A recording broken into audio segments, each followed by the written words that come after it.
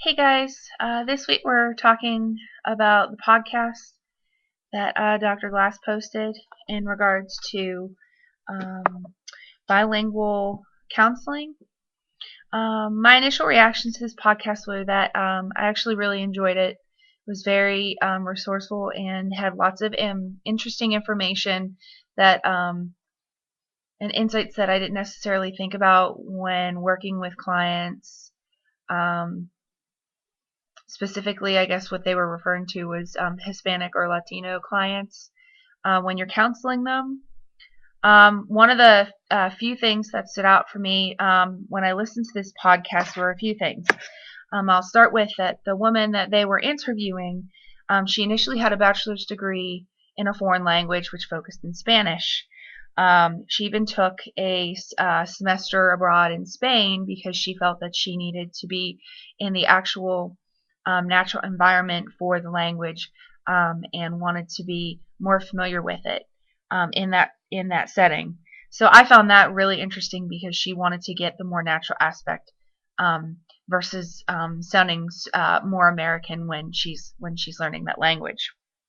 A few other things was that she was from the Cleveland area, which I am familiar with. And at that point in time, when she was in the Cleveland area and she was developing this skill with counseling and Spanish, she had a lack of courses for bilingual counselors, which I'm somewhat surprised at, especially within the last, let's say, 5 to 10 years.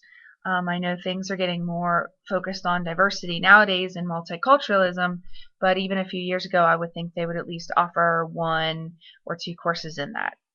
Another thing that she made a good point of was when she started working as a bilingual counselor, whether she was the counselor or the translator, she found many of the obstacles were not only attempting to work with the client as the counselor, but to accurately understand and translate what they were saying.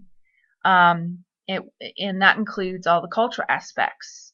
So she had to keep in mind all the multicultural aspects of the Hispanic client, for example, along with the accurate translation and understanding while counseling them. So if there was mistranslation, that could easily fault her in her counseling with that particular client. So I found that interesting.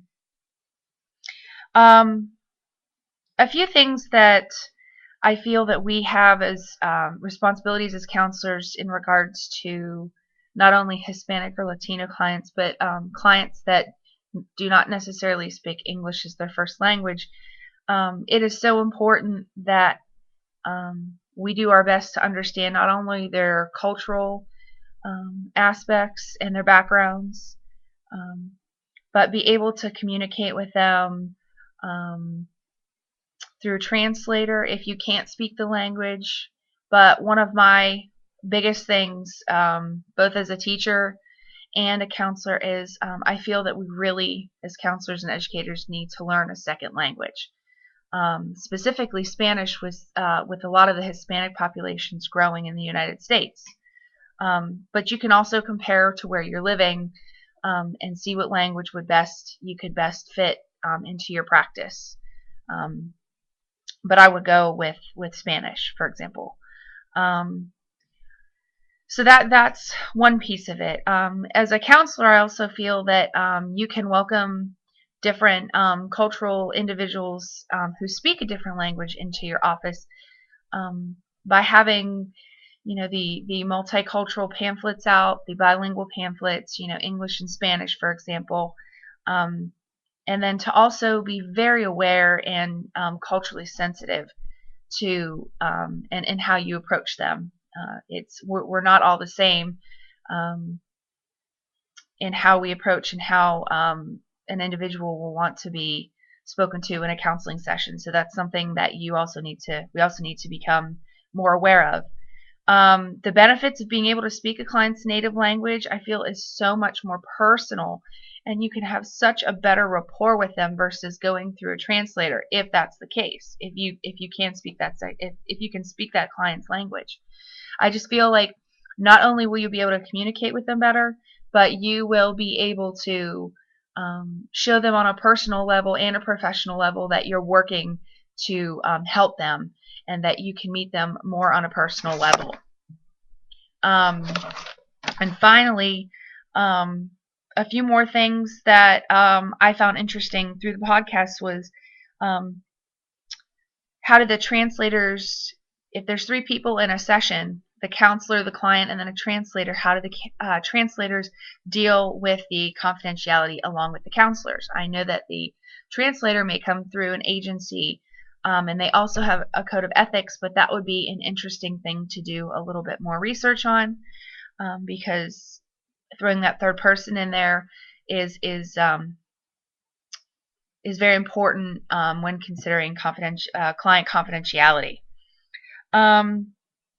And finally, they had mentioned a lack of service to that specific type of client that may not speak English as their first language.